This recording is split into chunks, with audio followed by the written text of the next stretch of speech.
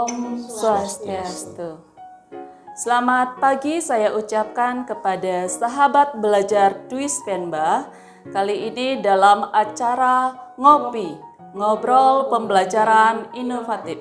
Hari ini saya, Desa Kadek Waseh, dan rekan saya, Mage Ivana Swastiana, akan mewawancarai narasumber kita yakni Bapak Dr. Iwayan Surate SPD MPD selaku Kepala Balai Guru Penggerak Provinsi Bali terkait coaching klinik pengelolaan kinerja bagi guru dan kepala sekolah. Untuk itu kita langsung ke narasumbernya. Selamat pagi Bapak. Pagi. Sebelumnya saya ucapkan terima kasih karena kesediaan Bapak untuk hadir dalam acara podcast kami. Siniar Ngopi, Ngobrol Pembelajaran Inovatif. Mungkin di kesempatan ini kita bincang-bincang sedikit terkait dengan situasi dan pelaksanaan dari coaching klinik pengelolaan kinerja guru dan kepala sekolah. Nah, sebagai pertanyaan awal nih Pak, ya. Kira-kira apa yang melatar belakangi dari pelaksanaan coaching klinik untuk guru dan kepala sekolah di Kabupaten Bangli ini? Terima kasih. Saya langsung aja ya. Om Swastiastu. Assalamualaikum warahmatullahi wabarakatuh. Salam sejahtera untuk kita semua. Salam nama budaya, salam kebajikan, rahayu. Coaching klinik ini dilatar belakangi pertama penilaian kinerja guru sekarang berbeda dengan sebelumnya gitu ya. Jadi sekarang istilahnya pengelolaan kinerja guru dan kepala sekolah menggunakan satu platform yang disebut dengan PMM ya. Nah, kenapa diadakan coaching klinik? Klinik itu artinya pasti tahu penyakitnya kan gitu nih. Karena sampai bulan Mei seharusnya pengelolaan kinerja guru itu sudah mencapai 100% di Bangli ya, tapi itu belum tercapai karena ada beberapa kendala. Kendalanya ada teknis, ada juga psikis gitu ya. Ada juga kendala-kendala yang lain yang perlu kita dalami. Makanya namanya coaching itu artinya permasalahan itu bersumber dari guru itu sendiri, bukan dari kita. Walaupun kita mengidentifikasi beberapa permasalahan di Bangli misalnya terkait akun belajar ID. Kita sudah menyiapkan juga kapten dan co-kapten yang akan menyelesaikan itu. Itu yang melatar belakangi. Artinya pengelolaan kinerja itu belum mencapai sesuai dengan harapan kita sehingga perlu kita lakukan coaching klinik, itu yang melatar belakangi. bisa disebutkan berapa persen?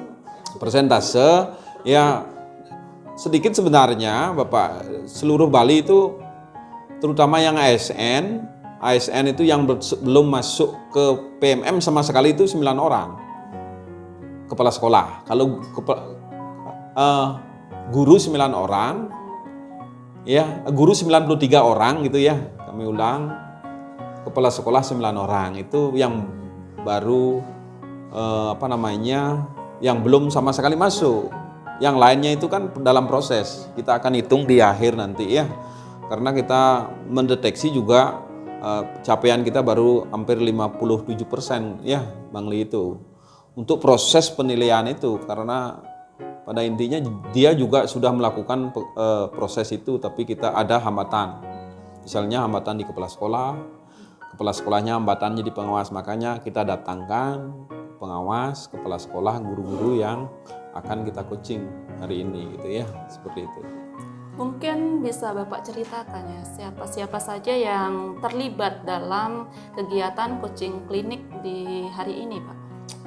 Coaching klinik ini melibatkan juga narasumber dari BGP Provinsi Bali, Pak Raka Santi.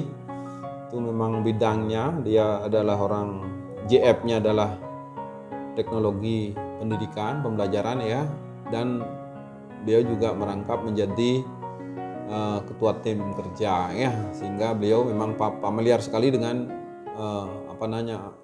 tentang topik ini, makanya dia akan mendampingi. Juga secara administrasi juga dibimbing oleh Ira dari BGP ya.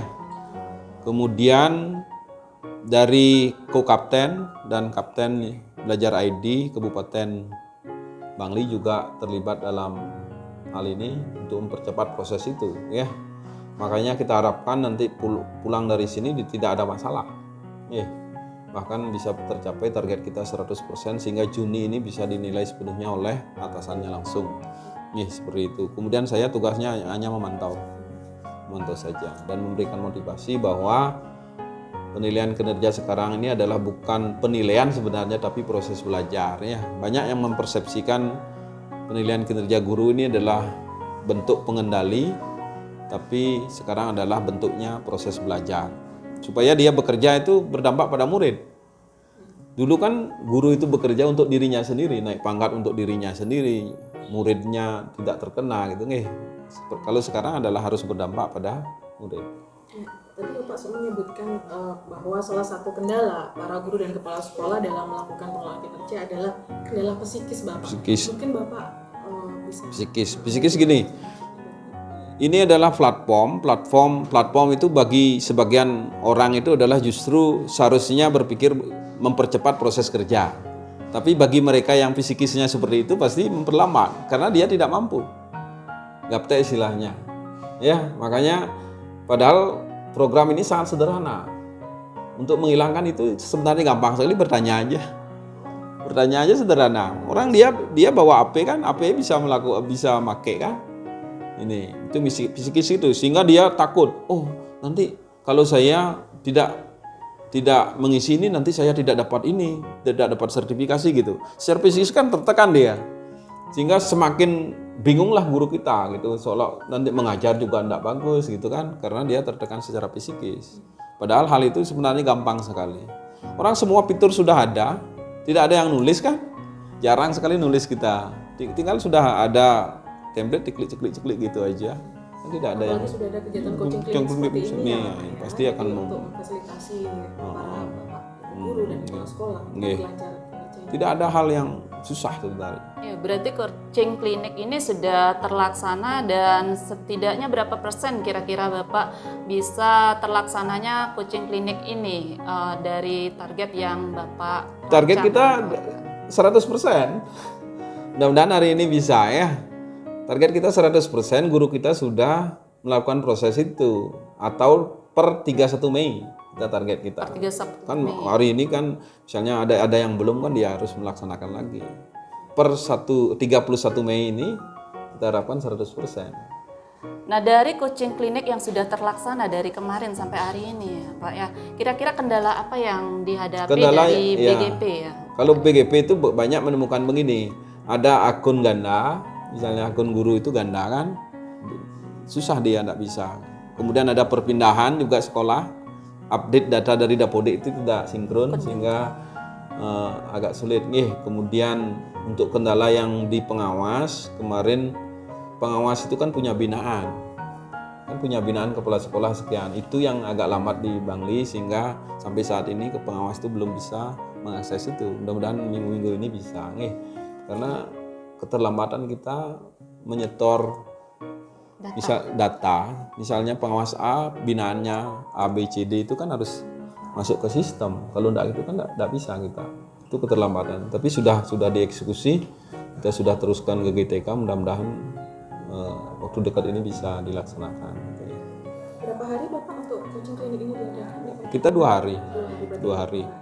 2 hari sudah cukup.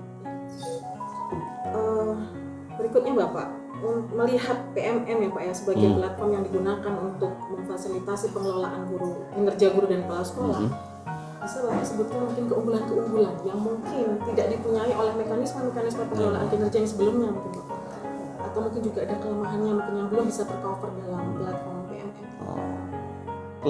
Saya pakai kelemahan dulu ya. Kelemahan itu sinkronisasi data aja. Karena di Dapodik itu orang meninggal itu tidak langsung sekarang meninggal langsung hilang. Orang pensiun sekarang tidak akan hilang. Itu prosesnya panjang sehingga berpengaruh terhadap data di PMM. Sehingga Bali itu dibilang misalnya hanya 97 sudah masuk di PMM pengelolaan kinerja, padahal 6%, 3% itu mungkin saja dia sudah pensiun, ya meninggal dunia gitu ya. Itu yang kelemahannya. Tapi itu bisa diselesaikan karena sudah ada fitur FDES itu. Dilaporkan aja dia di pusat bantuan, dia akan tersinkron gitu ya.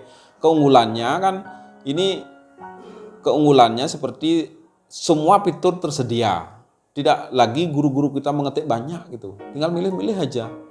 Ini melakukan ini gitu. Itu jauh lebih mudah daripada aplikasi yang lain kan. Dan PMM juga bisa kita berkolaborasi di seluruh Indonesia. Platform ini. Kalau kita tidak bisa melakukan ini, kita bisa melihat langsung misalnya di Jawa Timur melihat pengelolaan kinerja, bisa ada videonya di sana gitu. Ini keunggulan PMM itu. Sehingga semua akan ke depan ini semua akan ditarik ke PMM. Guru penggerak sekarang kan di PMM, LMS-nya bukan lagi LMS khusus. Karena dia di PMM itu sudah tersedia, mau belajar tentang ini, rekomendasi belajarnya cepat ada di sampingnya ya. Fitur-fiturnya itu semua ada. Refleksi dia juga ada gitu kan, cepat dia. Tidak lagi kita menggunakan platform yang lain, sumber-sumbernya terbarukan ya. Banyak sekali tersedia dalam konteks kita. Nah, tadi kan Bapak menyampaikan ini per 31 Mei data sudah di-upload ya Bapak. Nah, dari per 31 Mei ini, adakah kesempatan bagi kami guru dan kepala sekolah ya untuk melakukan perubahan selama pelaksanaan kinerja guru di PMM ini, Pak? Kalau perubahan itu sebenarnya kalau dilakukan perubahan nanti itu kebalik nih ya. Lagi ke nol. Nol ya. Ke nol, merah aja. Tidak pernah hijau nanti. Ya kita langsung aja, tidak ada sesuatu yang benar dan salah ya, tidak ada prosesnya. Ya, tidak ada ini benar dan salahnya kita dalam ini namanya proses belajar di tahun pertama. Ya, sehingga siklus pengelolaan kinerja nanti di tahap kedua kita harapkan sudah dipahami sehingga saya sampai sini sekarang gitu nih pengalaman. Kalau proses belajar di awal udah apa?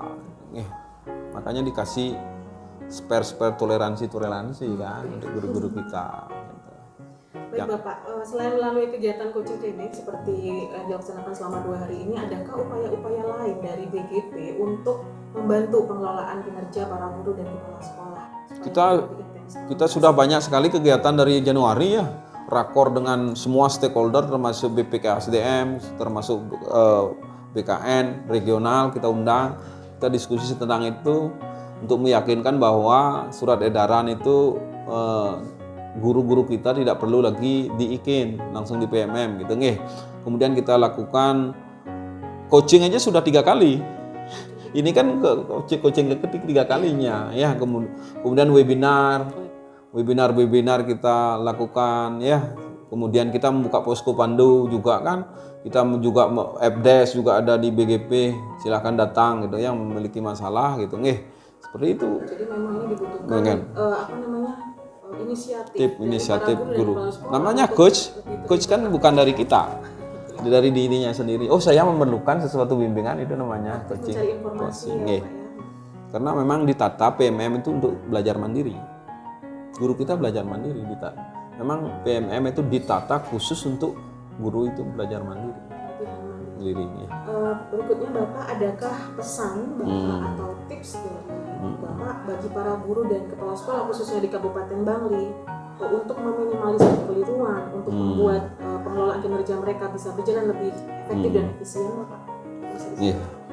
Jadi intinya semua bisa didiskusikan di komunitas belajar kan. Kita setiap sekolah punya kompel kan. Di komunitas belajar itu kita diskusikan hal-hal seperti ini sehingga tidak ada yang progresnya cepat gitu. Kita harapkan semua terpenuhi. Kemudian ada pusat-pusat bantuan itu harus kita juga aktif. Kita tidak akan dicari, harus kita yang mencari. Itu dunia kita sekarang telah berubah. Kita tidak akan disuapi oleh orang, itu tidak akan. Kita akan harus mencari sendiri sesuatu, baru kita akan mampu mengolah dunia ini. Kalau itu kita yang digilas oleh perubahan itu. Jadi intinya kalau kita mau eksis dalam kehidupan, ya kita harus bisa mengelola perubahan itu. Jangan sampai kita yang digilas oleh perubahan itu. Jadi untuk bisa merubah perubahan itu kita harus belajar dan belajar. Tidak ada yang lain. Beradaptasi ya, Pak, ya? Beradaptasi. Beradaptasi Bukan hanya beradaptasi, bertransformasi. Melakukan lompatan yang cukup jauh dengan cara refleksi. Setiap tindakan kita harus kita refleksikan. Itu namanya transformasi. Beda dengan reformasi. Kalau reformasi kan kebablasan. Kalau transformasi setiap langkah kita harus refleksikan. Baru kita namakan transformasi. Seperti itu. Baik Bapak, terima kasih banyak atas waktu dan kesediaannya untuk hadir di acara siniar podcast SMP Negeri 2 Bangli kali ini. Sehat selalu Bapak.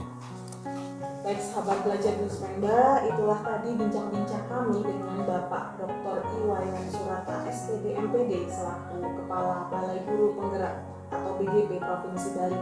Semoga apa yang tadi sudah disampaikan oleh beliau dapat bermanfaat bagi kita semua. Mari kita berdayakan PMM atau Platform Merdeka Belajar untuk mengefisienkan pengelolaan kinerja bagi para guru dan kepala sekolah. Terima kasih atas perhatiannya. Saya Nimade Ipana Swastiana dan rekan saya Desa Kadewasih. mohon undur diri. Sampai jumpa lagi di edisi ngopi yang berikutnya. Om Santi Santi Santi.